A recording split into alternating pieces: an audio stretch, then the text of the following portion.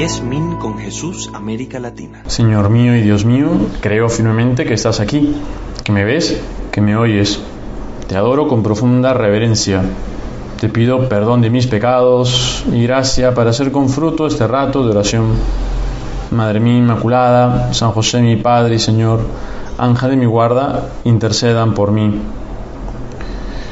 En el Evangelio de la misa de hoy, que utilizaremos para hacer este rato de oración contigo, Señor, leemos que hay una pequeña discusión, tal vez un momento tenso, porque nos cuenta San Marcos que los discípulos de Juan el Bautista, y los fariseos estaban ayunando.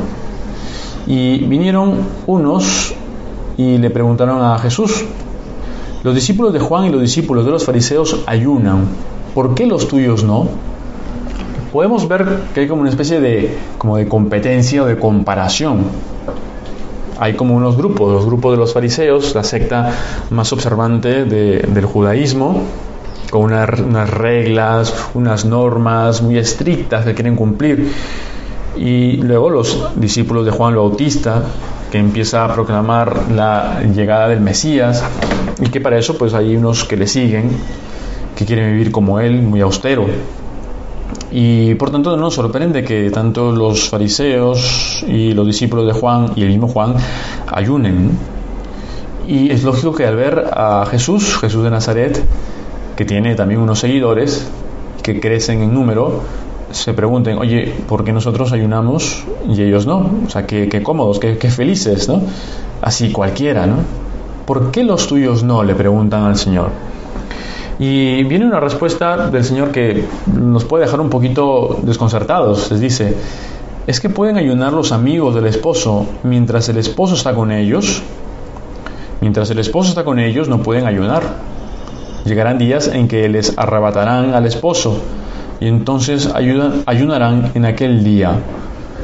Pues podemos sacar muchas conjeturas de qué significa esto. Yo inmediatamente pienso, Señor, que es una alusión a que aquel momento en el cual el Señor ya no esté con los apóstoles y por tanto tengan que prepararse para esa segunda venida.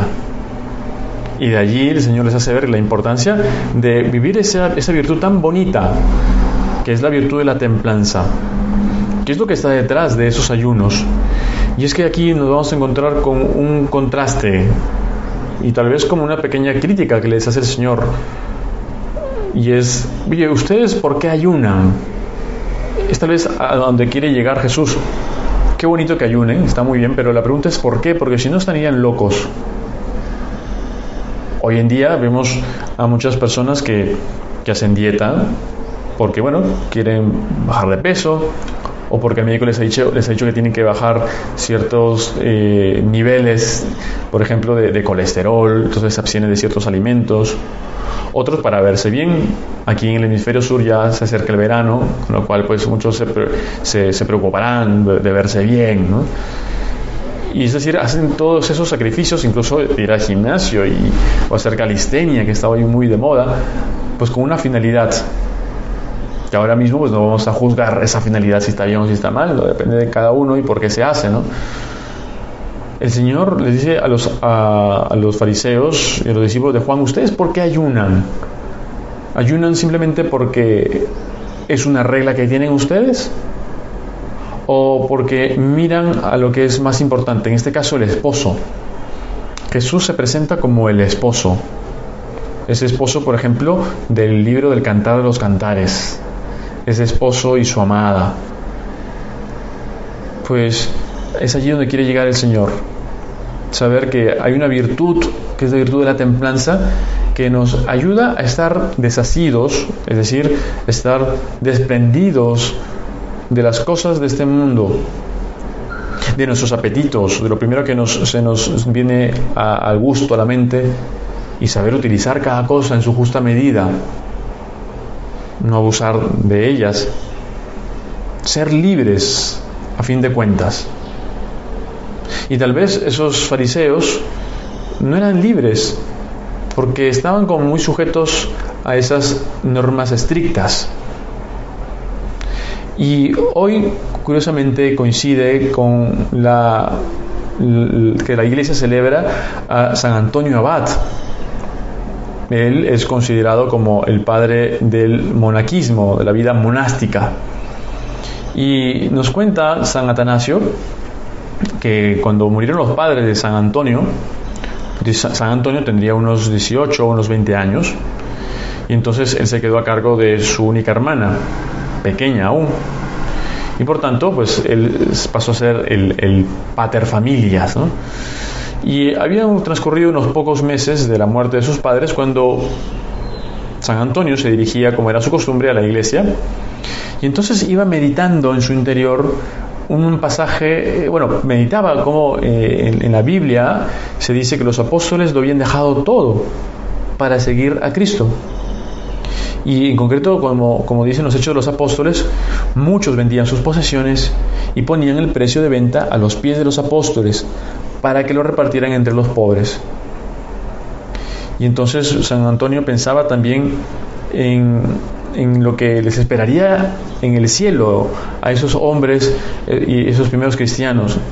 Y entonces San Antonio iba meditando en estas cosas, y entonces entra a la iglesia y da la casualidad que en ese momento estaban leyendo aquellas palabras del Señor en el Evangelio: si quieres llegar hasta el final, vende lo que tienes, da el dinero a los pobres, y así tendrás un tesoro en el cielo, y luego ven y sígueme. Es lo que le dice el Señor a aquel joven rico, ¿no? Entonces San Antonio, como si Dios pues lo hubiera dicho al oído, ¿no?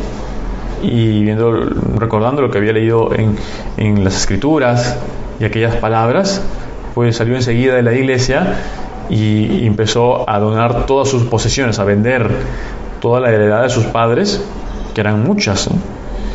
Y justamente con la idea de que no haya nada que le pueda quedarse para sí mismo o para su hermana. Sí reservó una cantidad de dinero para su hermana, para que su hermana pudiera vivir una vida tranquila, ¿no? Porque ya no tenía por qué seguir a su hermano, ¿no? Pero lo dejó todo. Y entonces, incluso cuando parecía que ya le había vendido todo y quedaba un poquito, lo vendió aún. Lo repartió entre los pobres.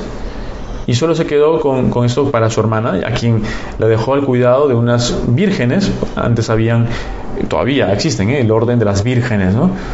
Y que eran de confianza para que la cuidaran, para que la educaran, ¿no?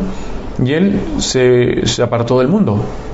Vivió en una casa y allí, de hecho, frente a su casa, empezó a vivir una vida bastante austera.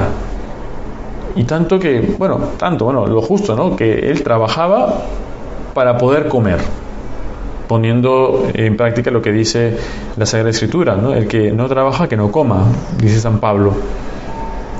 Pues así hacía San Antonio, se ganaba el pan de cada día con el sudor de su frente, pero luego una vida muy austera, y así pues se dedicaba a rezar y se dedicaba a trabajar, dando inicio a esa vida monástica, ¿no? Pues una vida de templanza. Nosotros no vamos a ser necesariamente como San Antonio, es un carisma, es algo especial, pero somos gente que estamos en el mundo. Más aún tú que estás escuchando eso seguramente en tu casa, en la calle. Pues ¿yo qué puedo hacer? Pues piensa en las cosas que tienes actualmente. A lo mejor puedes estar muy apegado a tu celular, a tus redes sociales, o si tienes a lo mejor algún medio de transporte, tu carro, tu bicicleta, tu moto. A veces uno se puede apegar a cosas grandes como también cosas pequeñas. A lo mejor nos hemos apegado a un modo de ser, a un modo de pensar, de comportarnos, a un vicio, a una persona. Pues pensemos, si nuestro corazón es libre para amar, y si hay cosas que aún nos atan, que no nos dejan ser libres, y por supuesto el pecado es lo que nos quita la libertad, esa libertad de los hijos de Dios que Jesucristo nos ha ganado con su sangre muriendo en la cruz. Pues vamos a acudir a María Santísima para que nos enseñe a vivir como ella, pues una vida totalmente entregada, que solo sabe mirar a Cristo. Te doy gracias, Dios mío, por los buenos propósitos, afectos e inspiraciones que me has comunicado en esta meditación. Te pido ayuda para ponerlos por obra. Madre mía Inmaculada, San José mi Padre y Señor, ángeles mi guarda, intercedan por mí.